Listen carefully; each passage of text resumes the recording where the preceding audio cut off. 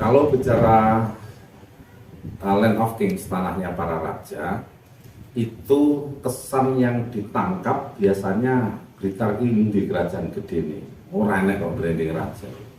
Terus apa sih yang dimaksud Land of Kings? Nah, ini hal-hal yang krusial ini saya kira penting untuk kita pahami bahwa sebenarnya Land of Kings tidak bicara tentang kebanggaan masa lalu karena kita bisa terjebak, tidak bicara tentang kesombongan juga, tapi sebenarnya berbicara tentang kerendah hatian dan jati diri. Nah, akhirnya muncul ide bagaimana Blitar mendunia, kita ciptakan branding namanya Land of Kings, tanahnya para raja. Oke, saya akan giring sedikit demi sedikit. Sejarah besar Blitar memang semua mengakui di banyak pendapat-pendapat ahli.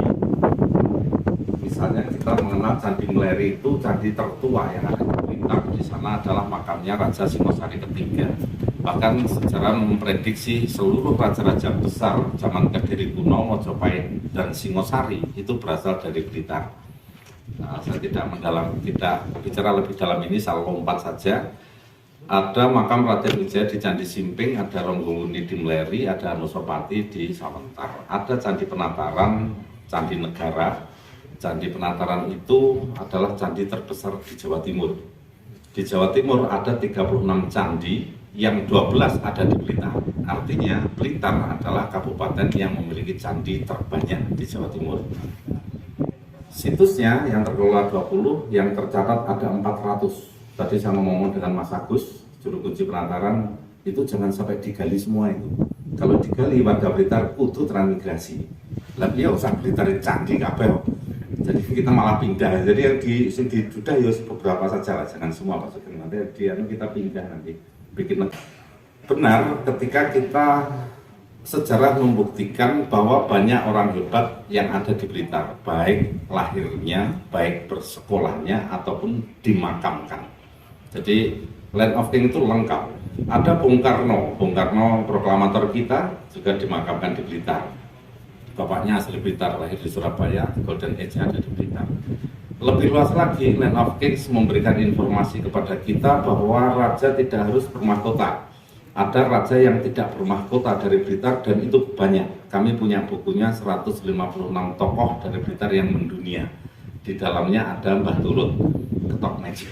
Oh, itu asal Blitar. Mbah Turut itu raja, kings. Kenapa? Karya beliau sampai hari ini loh menciptakan lapangan kerja. Bahkan sampai Singapura, sampai Brunei, teman-teman TKI pernah melihat Ketok Magic di sana. Beliau kings.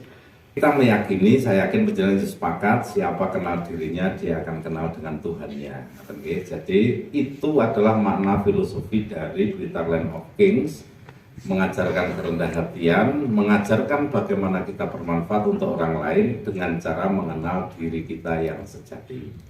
Nah, lewat jangan sing diri sejati dan sebagainya, niku pitung dino pitung bengi, diwedane kapan-kapan tergantung tanggapannya. Jadi memang Blitar Land of Kings itu adalah wujud doa, dan Ibu Bupati sudah mengeluarkan surat edaran. Surat edaran seluruh ASN, instansi pemerintah, termasuk Bapak Ibu Wakil Rakyat, kita akan memakai batik Cakrapala dan udeng pada hari Kamis. Kata Pak Lurah, Pak Perangkat sedoyo niku. Kita disuruh pakai itu. Ibu Bupati sangat bijak. Jenengan hanya dihimbau memakai hari Kamis saja, padahal dalam seminggu ada 7 hari. Kenapa kok tidak diwajibkan 7 hari pakai udeng? Kalau penjenengan pakai udeng, jenengan tambah ganteng. Engkau lek ganteng jenengan payu neh. Makanya seminggu ping pisan mawon cukup. Jadi kalau pakai jangan sering-sering, Pak Sugeng manggil payu mana yang repoti konsol ya kan. Dan ibu-ibu juga dihimbau untuk menggunakan sal Cakrapala. Sal ada gambar Cakrapala. Kenapa ibu-ibu pakai sal? Regane luwih murah. Cakrapala. Jadi itu identitas kita. Kami mohon bantuan panjenengan semuanya. Di launching Ibu Bupati kemarin, beliau menyampaikan OPD agar memasang foto raja-raja Blitar. Maksudnya raja itu ya tadi bisa Mbah Turut, bisa Mbah Mujahid, tidak harus Raden Wijaya. Desa Penjenengan, Pak Kades, kalau ada tokoh-tokoh yang memang mempunyai peran kuat mempengaruhi sejarah desa Panjenengan. Cari fotonya, pasang di desa Panjenengan, tulisi salah satu kingsnya Blitar begitu. Jadi saya mohon itu. Terus teman-teman pegiat wisata, kita sejak di launching Ibu Bupati, kita sudah mulai berubah nih, tidak pakai lagi Amazing Blitar, tidak lagi pakai Bumi Layaka Tantra, kita sudah pakai Blitar Land of Kings ya, Blitar Park dan sebagainya. Itu kalau di pintunya sudah mulai dikenalkan Land of Kings. Itu penting bagi kita untuk mengenalkan Blitar, sehingga suatu saat orang lihat udeng ini, oh ini Blitar. Jadi harapan kita kan begitu, ada identitas kita. Terus kenapa udeng? Oh ini doa, maknanya ini. Itu akan lebih menguatkan strategi mengangkat Blitar dari sisi budaya, dan harapannya kita kembali ke jati diri kita.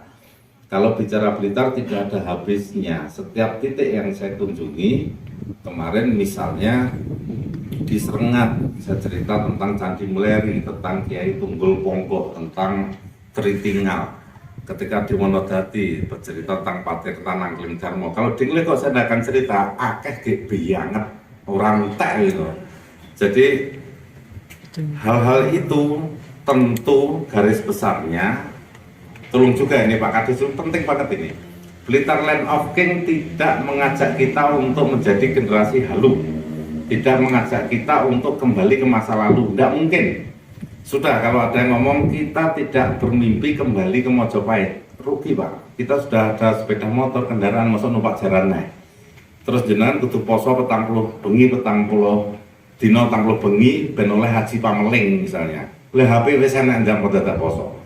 Nah, jadi maksudnya Land of King itu kita ambil inspirasi ilmu para leluhur untuk kita bekerja hari ini. Maksudnya ngoten niku, tapi bukan kita mengajak kembali ke masa lalu, tidak. Tapi masa lalu itu memang penuh ilmu, penuh inspirasi, itu kita jadikan semangat.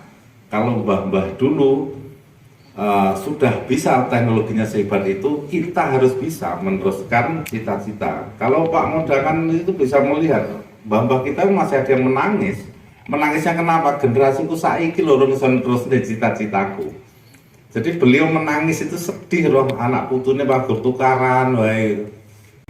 Nah, jadi itu inspirasi itu yang kita ambil dari Land of Kings. Itu yang saya maksud di kalimat awal saya, bahwa Land of Kings tidak mengajarkan kita untuk menyombongkan diri, membanggakan masa lalu, tapi justru mengajarkan kita tentang rendah hati dan jati diri.